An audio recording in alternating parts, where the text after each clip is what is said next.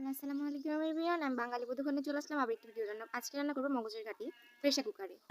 Pressure কুকারে প্রথমে কালাই দিয়ে নিব। মগজের ঘাটিটা যেহেতু কালাই দিয়ে রান্না করবো, সেজন্য প্রথমে প্রেসার কুকারে কালাইগুলো দিয়ে দিব।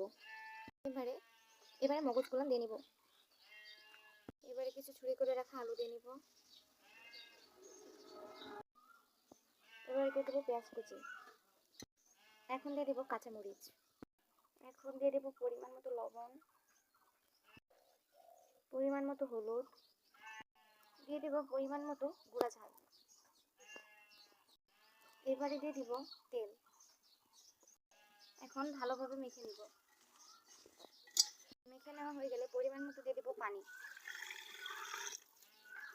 কিছুক্ষণের জন্য ঢেকে দিব। 3 থেকে 4টা সিটি দেওয়া হয়ে গেলে প্রেসার কুকারের মুখটা খুলে নিব। এবার করব তেলানি। তেলানি করার জন্য পাতিলে কিছু পেঁয়াজ দিয়ে নিব, পরিমাণ মতো তেল দিয়ে নিব। এবার ভালোভাবে নাড়াচাড়া করব। করা হয়ে গেলে অল্প কিছু পরিমাণ জিরা দিয়ে নিব।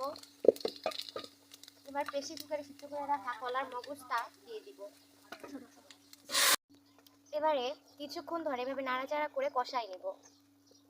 কিছুক্ষণ ধরে নাড়াচাড়া করে কষাই নিলে আমাদের মগজের ঘাটি রেডি। আপনাদের যদি ভিডিওটি ভালো লেগে থাকে তাহলে লাইক, কমেন্ট ও সাবস্ক্রাইব করবেন।